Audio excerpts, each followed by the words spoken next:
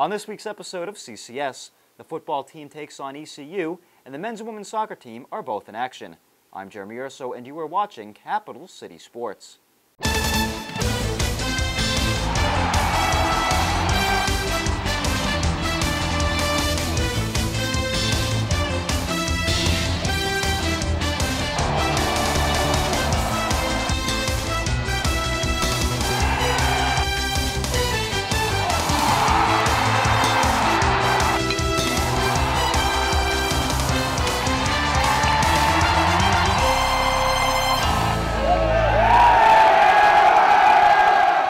Hello everybody, and thanks for watching our second episode of the semester. If you watched us last week, then you would have found out that South Carolina's football team lost to Texas A&M 52-28, in which their defensive performance was described as below average.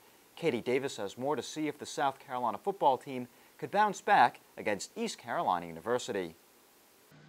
I'm here at Williams-Brice where the Gamecocks took on East Carolina tonight. Last week, the running game was not where it needed to be, and Mike Davis had limited snaps due to his bruised ribs. He used this week to get healthy.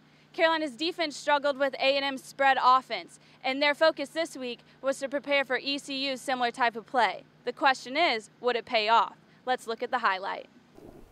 ECU would strike first with a couple field goals, and here Dylan Thompson hit Shaq Rowland for 13 yards to get a first down. Later in the drive, Dylan Thompson to Mike Davis for a long run of 36 yards for a touchdown, Carolina's first lead of the season, and they go 7-6 over ECU. ECU's Chris Harrison would rush for a 10-yard touchdown to put ECU back on top. But in the second quarter, Dylan Thompson passes to Shaq Rowland again for a 31-yard pickup. Rowland would have 94 yards in the game. And then a familiar sight, Dylan Thompson to Mike Davis as he sneaks in for a touchdown. Davis is pumped. The players are loving it. Davis rushed for over 100 yards this game. ECU tries to counter with a field goal, but Gerald Dixon Jr. says not today. He blocks the attempt, and Carolina recovers the ball. It was Carolina's first blocked field goal since 2011. Elliott Fry made all 4 of his field goal attempts, which was crucial for the Gamecocks' win, and he seals the deal here with the final score of 33-23. Gerald Dixon Jr. said this week in practice the team was turned up, and they're going to have to turn up again as they prepare to take on Todd Gurley and the Georgia Bulldogs back at home next week. For Capital City Sports, I'm Katie Davis. The South Carolina football team was not the only team in action this past week. The South Carolina women's soccer team took on their rival Clemson on Friday night. Stan Smith has your highlight. 3 nights after the men's soccer team registered a thrilling overtime win against the Clemson Tigers, it was the women's team hoping to do the same thing. They came into the night 4-0 and hoping to improve their record against their in-state rival. Let's take it to the highlight. 12 minutes into the first half, USC goalkeeper Sabrina D'Angelo records a great save from the Clemson striker.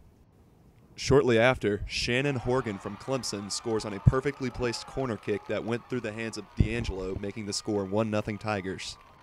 South Carolina would attempt to fight back, with a free kick taken by the Gamecocks was placed perfectly inside the box, only to be kicked out by Clemson. Clemson goalkeeper Kaylin Sheridan played a solid game, saving shot after shot like this free kick from USC and this rocket from Savannah McCaskill. McCaskill tried to get another shot past Sheridan, but she would be denied once again. Raina Johnson attempted to get the goal off the rebound, but once again Sheridan was there for the save. Last-ditch effort in the waning moments of the game, McCaskill tried for the header inside the box off a pass, but would be knocked out once again by Sheridan.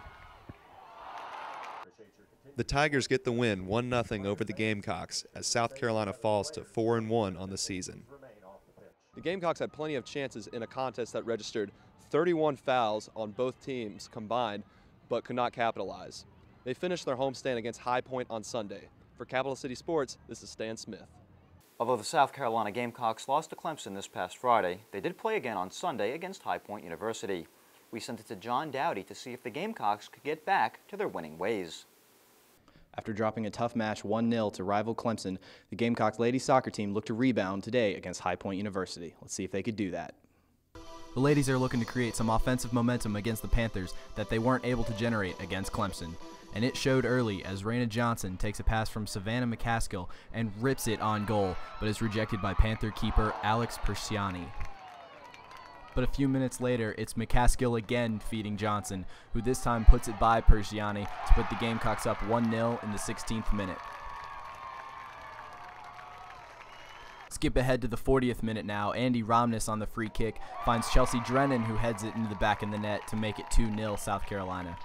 The offensive explosiveness would continue to the end of the match, including Deja Griffin getting into the box and challenging keeper Jordan Beats.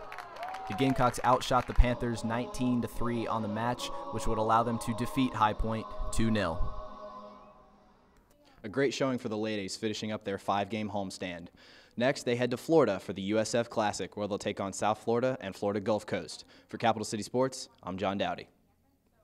And that'll be it for us tonight here on Capital City Sports. Be sure to like our Facebook page and follow us on Twitter at CCS on SGTV. On behalf of everyone here at Capital City Sports, I'm Jeremy Urso, signing off.